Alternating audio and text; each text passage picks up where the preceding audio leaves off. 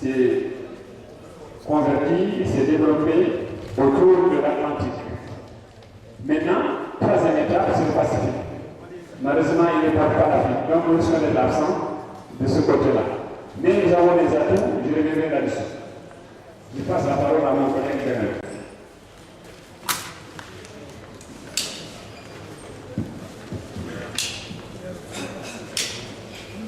Donc voilà, le professeur Joseph Kamara a tout bien à l'heure. A dit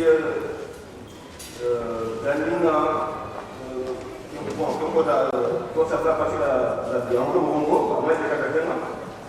Donc, les gens, selon moi, ça va aller. Nous, ça va aller à l'autre côté.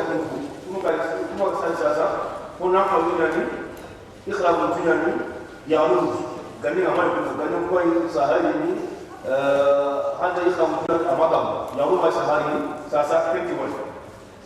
Comment ça y est, comment ça y est, ça il y a quatre niveaux de quatre de l'Amandouane, pour la carte d'Espagne, France, carte d'Italie. Daniel Naïgaï Sahani, il était parti à mon temps pour candidater. Voilà, il y a Dionoga, Sounia de Nobutu, là, je le connais pour se voler dans le monde. L'équipe, il a Manouane. Sounia, il a Bouroutou.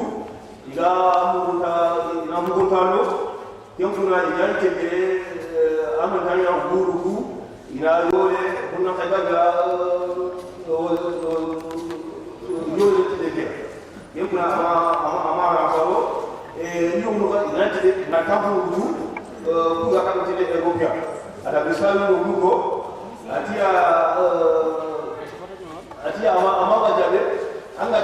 européen.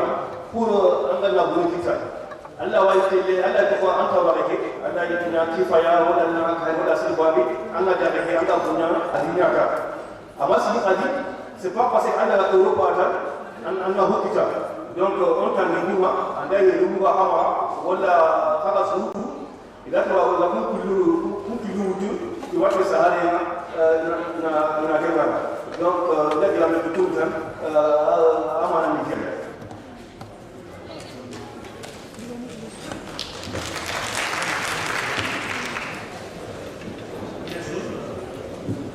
La traduction me permet de me poser un peu parce que j'ai retenu en plus d'elle.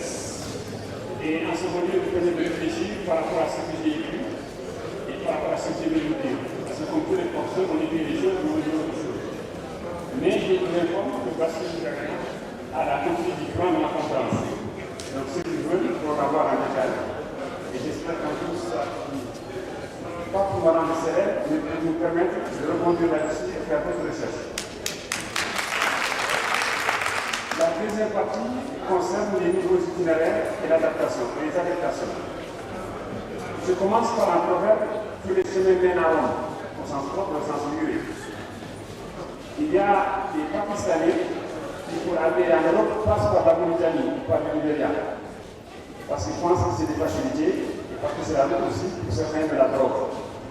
Il y a des Mauritaniens qui, pour aller en France, passent par l'Allemagne. Parce qu'il y a une histoire en Allemagne. Quand il y avait les murs de Berlin, tous ceux qui venaient de Normandie étaient considérés comme des gens ayant fui la dictature, étaient considérés donc comme des gens pro-démocratie. Alors les Africains qui ne sont pas bêtes, je n'ai pas dit que les autres étaient bêtes, mais les Africains qui ne sont pas bêtes, partis en Allemagne de l'Est, étaient le train et ils étaient accueillis à Berlin, mais seulement à Berlin. C'est Berlin qui est une enclave au sein de la République démocratique allemande, ex-Allemagne de l'Est. Ça, c'est pour vous dire que les chemins détournés, les chemins avec le long des tours, les chemins sinueux, il y a longtemps qu'ils existent. Il y a rarement un voyage direct par avion, par moyen de transport d'ici, de façon licite, de l'Afrique, de l'Ouest où nous habitons, où nous vivons, vers l'Europe ou vers l'Amérique. Mais il y a des pirogues, j'en ai parlé, il y a des camions qui sont plus dangereux, aussi dangereux que les pirogues. Il y a surtout ce qu'on appelle les grands et longs voyages. C'était des grands de 6 à 7 ans, entre le moment où ils ont quitté qui le Cameroun, qui le Kilimara, qui la Sava. Je dis plus la Sava parce qu'il n'y a pas de Kilimara qui a des clandestins qui partent.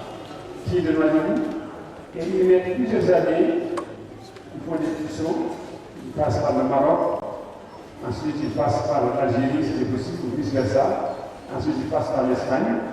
Et pendant ce temps, ils apprennent deux choses. Un, des langues européennes qui ne parlaient pas.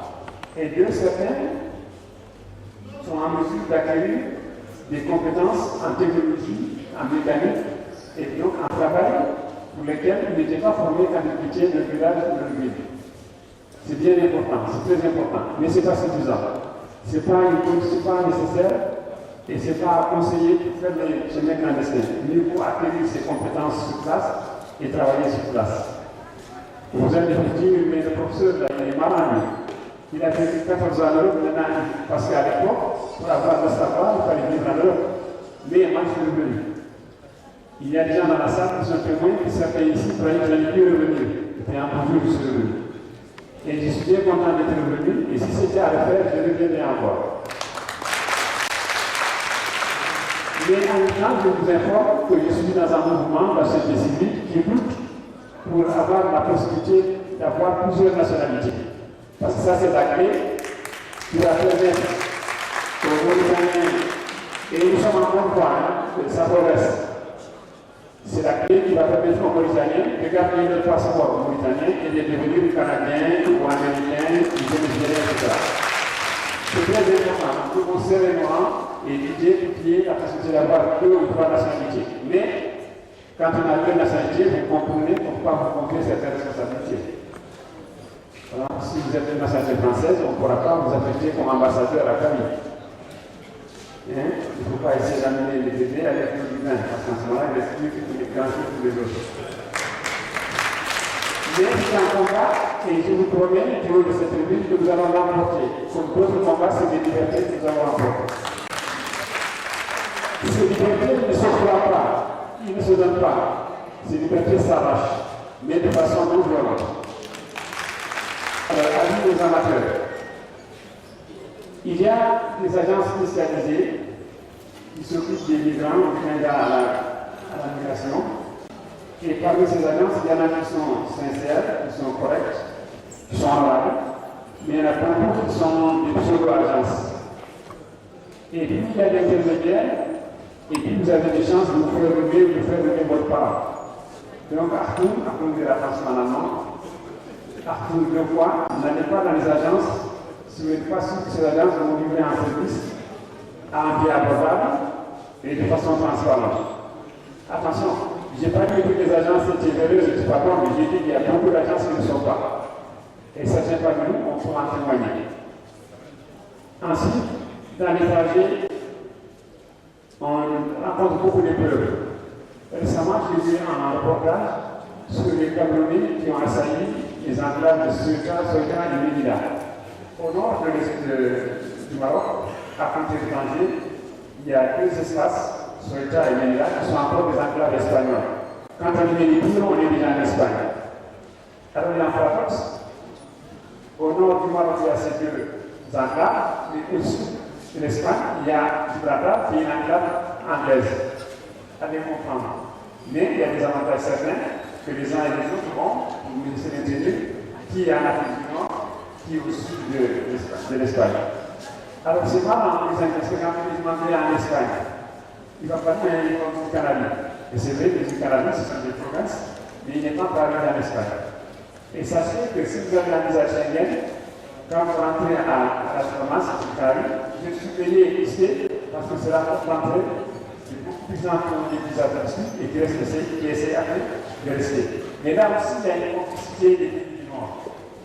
Parce que certaines économies européennes, notamment italiennes, mais aussi espagnoles, françaises, et d'autres, ont pu s'enrichir et se développer en faisant des clandestins et en les mettant à la porte au moment du jour. Parce que c'est tout bénéfice pour ces pays. Le clandestin vient à l'âge adulte, avec 7 ans, moi je l'espère pour lui, et c'est 17. Il travaille pendant 4 ans, 5 ans, 6 ans, il est malade, on les met à la porte. Si on devait prendre les Français, d'abord, il faut l'écolage et l'éducation depuis leur naissance jusqu'à leur majorité. Et en ce moment, sur les licenciés, ils vont rester en France.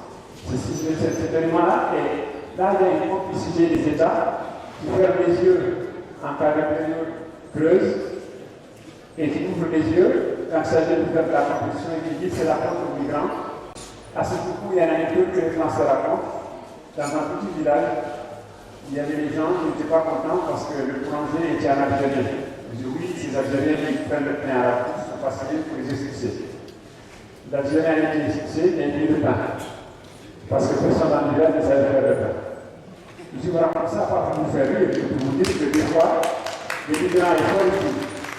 Et il y a une vingtaine d'années, je sors d'une étude quand je suis le temps papier, je vois Cheikh Saad Kamara Grand Maram. Et je dis, qui c'est cela? Ça, c'était à un moment donné les parents de l'immigration. Et maintenant, les camarades, il y avait des balles, des gars, des galons, des sous-marins, des cannes. Ce sont mes parents et ils faisaient partie de ce mouvement. Il y a aussi des camarades, bien sûr. Il y a parmi ces caractéristiques dont je vais parler, le fait que les terroirs étant désenclavés, maintenant il est plus facile de venir du Cotonou ou bien de Touraï ou de Goudi à l'enfant. Mais cela est en plus pas pour accélérer le processus sur le nombre de migrants clandestins, mais pour permettre de revenir au contraire, parce qu'ils peuvent venir en Afrique et repartir, etc.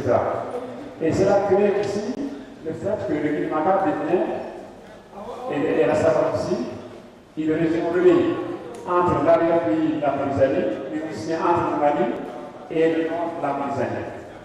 Et ces routes qui viennent du nord de l'Afrique, que ce soit l'axe Tanger, Rama, Kaza, le Sahara occidental et la Mauritanie, ou bien un autre axe qui passerait par Tamaraset, par Kentou, ce sont des portes ouvertes, mais quand on a une porte, on peut partir et revenir. Mais il faut se défier parce que ces axes vont amener du bien, mais on va amener aussi des choses qui sont moins bien. Et nous, on va exporter du bien, mais aussi on va exporter des choses qui sont moins bien. Donc, à surveiller à tout le voir. Pour terminer, je dirais que les ressortissants de cette région sont considérés comme étant les migrants, mais ils ne sont pas les seuls. J'ai détecté, identifié lors de mes recherches pour ma thèse dans les années 70 qu'il y avait dans les foyers non seulement des sous-immigrés à la porte de Paris, dans la banlieue, à Montreuil, etc., mais pas seulement que des sous-immigrés. Il y avait d'autres Arabes et des Poulars qui sont venus par le biais de la filière des sous-immigrés. Mais j'ai été aux Pays-Bas, on appelle tout la France, mais la France c'est une région. Le pays s'appelle Néerlande ou les Pays-Bas. Et là, j'étais impressionné de rencontrer des jeunes physiques, la Vista, etc., qui sont mauritaniens, mais qui, par la filière des Marocains, ont émigré vers les Pays-Bas et vers le nord de l'Afrique, vers le nord de l'Europe. Ça aussi, c'est la vérité. Voilà quelques schémas pour vous permettre de faire une idée plus précise sur les nouveaux itinéraires et les adaptations. Et je passe une question à Daniel.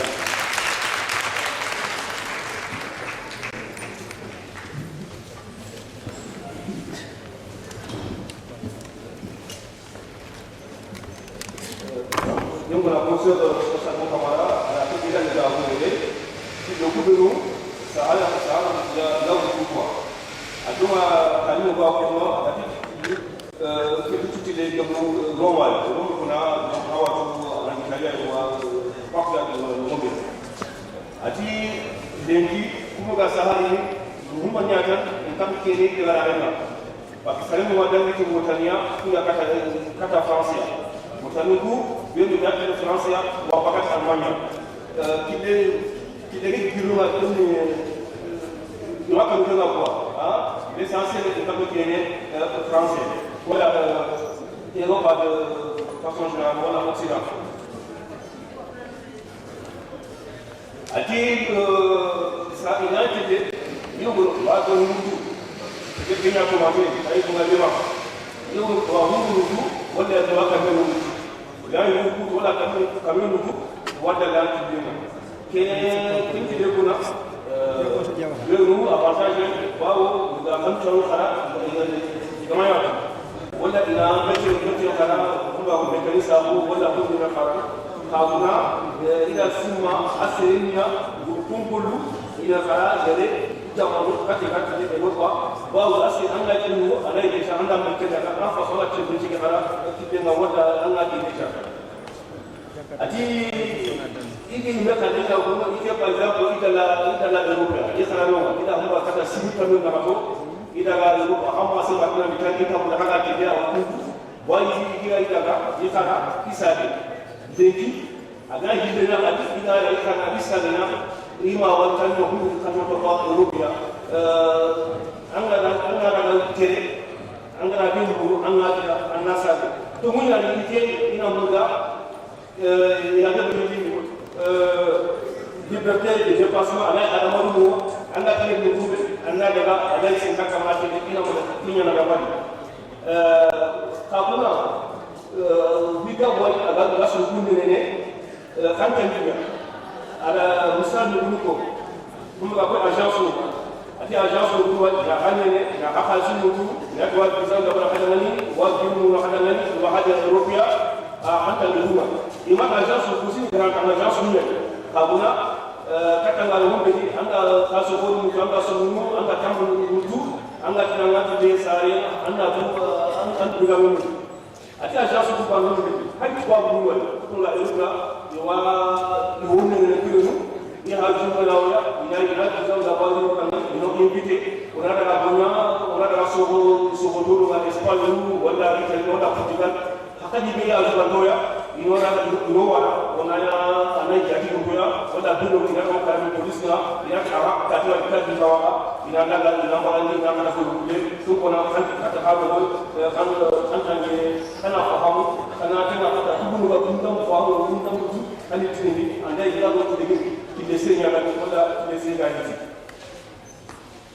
ati tumonya ni sigama simwana na ki kabla ni kuna suhuni kuna jahani sasa ina sahadi kutaruhusiwa kata suhunya tumonya suhunya defika ni na sahadi kabla jengira wali jamaa kwa kwa kola jamaa mapenyipa hulu walini wala aswa wali jekalu akabalo ngali sahadi tahu ini kamu ini sunika tuminya dia sunike damu ni ada kasi goga lahungi ona atuwa lahungi kata wa ada kasuluni oma hoga bani umo ila kwa kwa donc au ni tena bila mandani.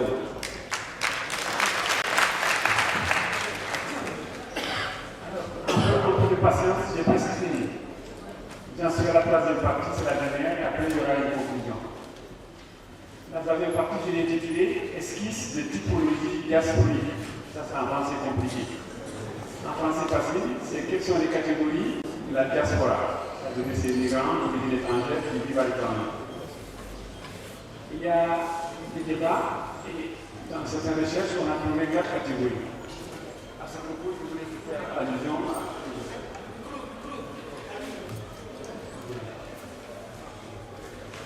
j'ai bien une sorte que je viens, il y a 2 ans quand même.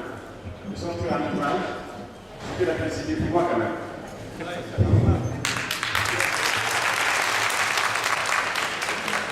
Qui s'intitule Afrique Espérance.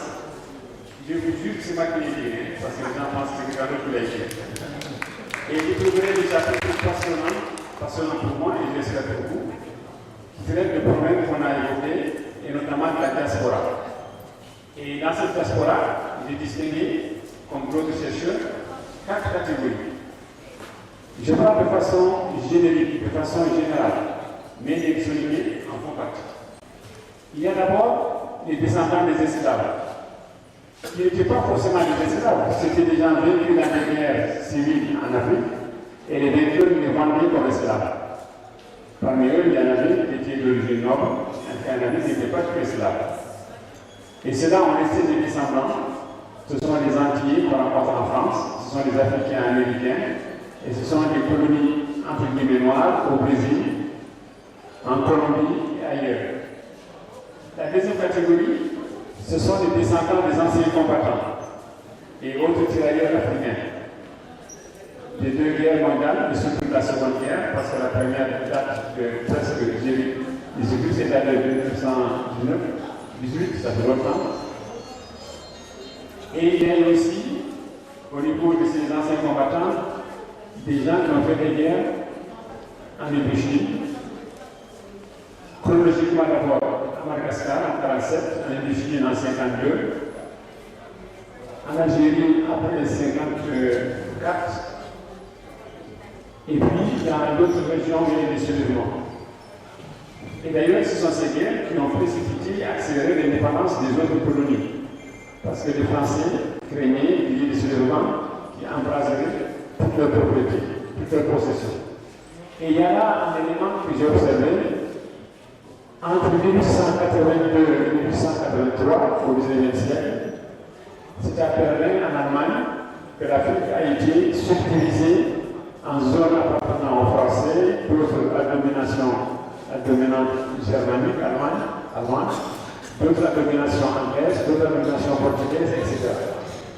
Et c'est à Berlin, en 89-90, avec la chute du mur de Berlin, qu'il y a eu un certain nombre de conférences nationales. Et il y a eu cet exercice que vous connaissez, qui a ouvert la porte au processus démocratique. C'est à méditer. La troisième catégorie, ce sont les étudiants et les stagiaires qui partent en France pour se former, à partir de 1960 notamment. Ils ne sont pas revenus au pays. Et je vous raconte une anecdote, j'étais dans le métro, puis je raconte un monsieur qui était là apparemment depuis longtemps, c'était dans les années 60. Et il me dit, tu veux de quel pays? Je lui dis, Mauritanie. Il me dit, ça existe, ça c'est où? Je lui explique que ça existe quelque part en Afrique de l'Ouest, etc. Il dit, moi je viens du Cameroun et je vivais en France depuis 1948. Donc en 62 déjà, il avait passé le cap de 60 ans, je ne sais pas quel âge il avait maintenant, il s'est vu toujours. Une autre anecdote, il y a un ministre dont j'étais avec le nom, qui était de passage à Paris, un ministre mauritanien. Il va dans un café, dans son café comme d'habitude, pour ceux qui connaissent Paris, le café de Badel, qui est en face de la cité universitaire, boulevard Jourdan. Ça c'est pour les initiés, les autres vous comprenez à peine. Et il est là, en train de prendre son café, puis de passage, un vieux routier, il me raconte, il dit, toi, qu'est-ce que tu deviens? Tu tiens en province? Il dit, non, je suis ministre. Il dit, ministre, toi, dans quel pays? Il dit, à Mauritanie, ils sont foutus.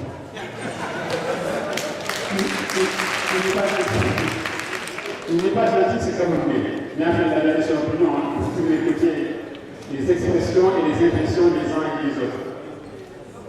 Enfin, la quatrième catégorie, c'est celle des migrants qui concertés sont dans la salle certainement, qui à partir des années 90 sont précipités ou ont quitté le pays pour demander l'asile politique en France, en Belgique et ailleurs. Et c'est cela qui doit nous aider, et c'est d'eux-mêmes, à chercher la double nationalité, pour leur permettre d'aller et venir et à leurs enfants de pouvoir vivre du droit. Droit reconnu par la Constitution. Ce n'est pas un cadeau qu'on demande à qui que ce soit. Il est estimé et expliqué dans la Constitution que nous sommes libres de nos déplacements et de libres d'atterrir où nous voulons. Alors, atterrir où nous voulons, ça veut dire que nous pouvons être de nationalité. C'est un cadeau que je mène pour le précis. Parce que les gens comme moi peuvent facilement avoir la nationalité française ou américaine, mais il faut faire le combat de façon générale. Pour l'ensemble des gens qui postulent, et surtout pour le cas des métis. Vous savez, c'est très dur. Les gens croient que les métis sont des gens privilégiés, mais sont des gens écartelés. Parce que du côté du père, on essaie de les attirer dans la communauté. Du côté de la mère, on fait pareil. Et il faut beaucoup de résistance pour être neutre. Moi, quand je suis arrivé au négro-africain, je suis arabe. Et quand je suis arrivé arabe, je suis négro-africain. Alors, ceux qui me connaissent, me disent qu'il faut choisir. J'ai dit, mais c'est qui choisit? Qui a choisi? J'ai dit, j'ai choisi les deux. C'est pas exclusif, c'est au contraire inclusif. Et cette richesse de la Mauritanie, nous devons la préserver. Je n'ai pas dit qu'il fallait faire les alliances de mariage et faire marier les uns et les autres. Mais j'ai dit que si les hasards faisaient qu'il y a des gens appartenant à différentes communautés se marient, il faut l'encourager. Il faut dire aux enfants qu'ils appartiennent aux deux communautés. Ce n'est pas exclusif, c'est important. Alors, pour terminer, j'ai utilisé un terme un peu scientifique, florilège. En florilège, c'est une sélection de quelques éléments, de quelques expressions, des projets de retour. Parce que tous les migrants, comme moi et comme d'autres, pensent en m'amener à rentrer. Mais il y a une typologie. Ainsi, j'ai trouvé des termes. D'abord, ceux qui demandent, ceux qui exécutent ou ceux qui suivent une rupture totale avec la famille. Vous en connaissez. Ceux qui adoptent une rupture, une coupure, une césure, ils coupent avec leur famille. Ils ne sont plus de Raboul, de Rompoul, de Sévali, ni de Kifa, pas ceux de Kifa, mais ils sont de l'extérieur. Et parfois, ils ouvrent même de revenir dans leur pays. Ça, c'est une catégorie qui est fréquemment rencontrée en Europe, mais aussi maintenant de plus en plus en Amérique. Une autre catégorie, ceux qui vous disent qu'il y a un retour probable qui est envisagé. Ce probable-là, c'est un double sens. Ça veut dire j'y vais, j'y vais pas. Mais il ne n'écarte pas la possibilité. Il y a une troisième catégorie, ce sont ceux qui annoncent de façon ferme, je vais retourner. C'est bien, il faut prendre la déclaration, mais il ne faut pas si c'est suivi des faits. Parce qu'on peut dire en 2007 qu'on va retourner, et en 2014, c'est toujours là-bas, sans être revenu en vacances. Il y a ceux dont le retour est certain et il est programmé. C'est souvent des gens qui ont beaucoup réfléchi et qui ont compris que ce n'est pas une sinécure, ce n'est pas une villégiature que de vivre comme programme sans papier à l'étranger. Et quand ils reviennent, ce sont des petites dynamiques parmi nos communautés. Une étude au début du XXe siècle, qui a été publiée par la suite dans un revue français qui s'appelle L'Esprit, mentionnait que ce sont des personnes les plus dynamiques, les secteurs en bon mental, qui émigrent. Parce que les autres, ceux qui n'ont pas émigré, n'ont pas tellement de courage, de la témérité, de quitter les limites du village, voire de la ville ou du pays. Et cela était illustré par les vagues de migrants italiens, polonais, irlandais qui sont allés à l'Amérique et qui ont bâti l'Amérique actuellement. L'Amérique est un pays bizarre. Il est démocrate, mais en même temps il est fermé. Il est démocrate parce que la plupart des habitants viennent d'ailleurs, les natifs, les autochtones, ce sont les Indiens, on les a exterminés, ou presque, ou on les a mis dans les réserves. Les termes n'est pas de moi, hein, c'est très officiel, on les appelle des réserves. Et ce qui se passe, c'est que certaines personnes, quand elles vont à l'étranger, elles annoncent qu'elles vont rentrer. Alors, je vais prendre le mot, le Dieu, tu m'as dit tel jour, tu m'as dit le 23 février 2014, tu vas rentrer, mais on verra Inch'Allah si tu rentres ou pas. Il y a une autre catégorie, ce sont les imbéciles. Imbéciles en permanence. Ils ne savent pas s'ils vont rentrer, s'ils ne vont pas rentrer, ils s'attachent, ils attendent d'avoir des économies, ils attendent bien sûr d'avoir un emploi, de l'argent, une maison, peut-être une femme, etc. pour rentrer. Ça, ils se trompent. Ils se trompent totalement. Il faut le vivre, ils se trompent. Il faut revenir ici, il faut galérer.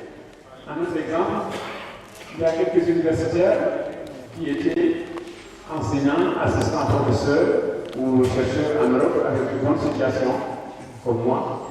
Quand je suis arrivé en Mauritanie, on m'a dit d'abord, tu es trop diplômé. Pourquoi tu n'as pas son doctorat? Nous, on a besoin de licenciés, de maîtrisables, toi, tu vas trop avec camarade. Tu es compliqué.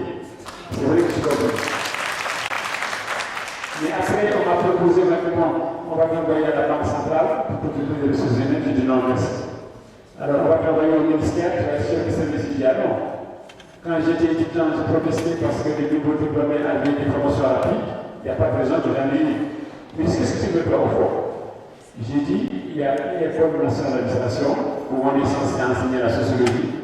Je voulais être professeur. Alors le ministre a dit à son chef de quartier de société là, il dit, faut camarade, envoie-le à l'ENA.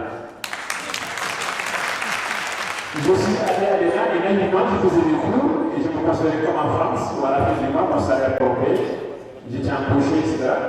Et au bout de 2-3 mois, je ne voyais pas toujours mon salaire arriver. Je me suis dit, oh, c'est peut-être l'année budgétaire. Au bout de 6 mois, c'était une année budgétaire. On m'a dit, ah, camarade, tu n'as pas de fiche budgétaire. Je dis, c'est quoi ça? Il me dit, sans fiche budgétaire, tu n'as pas d'identité, tu n'as pas de salaire, on ne sait pas d'où tu viens, on ne sait pas qui t'envoie. Alors, je fais le circuit. Et cette belle plaisanterie a fait que pendant un an, je n'avais pas de salaire. Heureusement que j'avais des économies. Et cette année, je suis retourné en Europe. J'ai dit doucement. Langsam veut dire doucement en allemand. Langsam. Et bien on a pris parce que quelques temps après, j'étais là le père fondateur de l'université.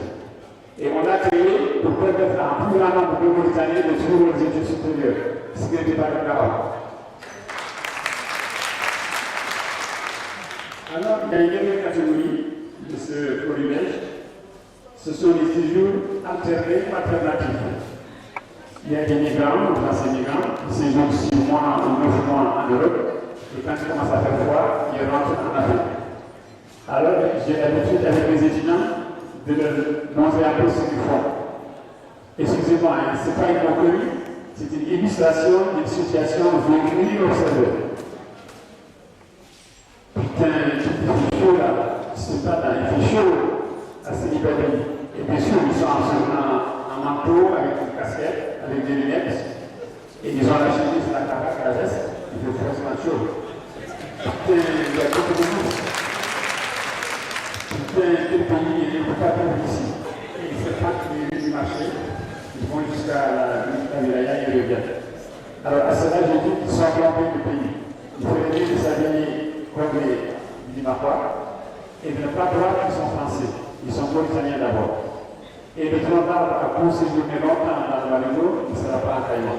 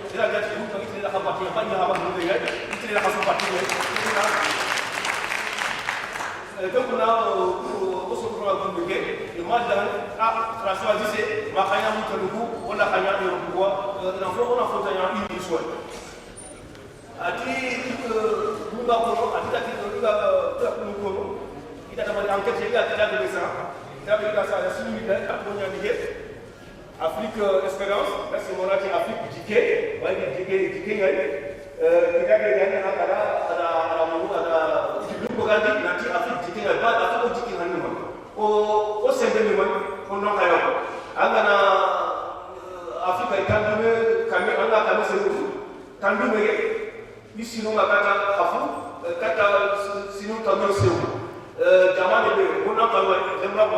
jama jikina donc umma jino ko se kata afrika inshallah ba akan dari ana ati gonde ida nusu masala ida la kuwa wafo hapa surugu wakata khalifa wala kata khalifa na haikasa ni mhogo yomuru kabla nasa ni bali kunti anda wakili anda kirakara anda daga anda kida anda suku anda kidogo anda sakati kekekekeke halo kamera kideka wala kunu ni Allah gada inshallah mnamu dikasa ni kabuna kuma iwako nene kama kama wakuja la kisu ndio sikakiwa kunti ninga ni boga sana je vais retourner donc kuma ba ania ni dikasa ni kadadi na matendo ya kunuga ya sio kwa wale nao kwa kabla mtu kwa kasi na nini tatu kasi na wale idadi kunya na dunia bao anga ti mangana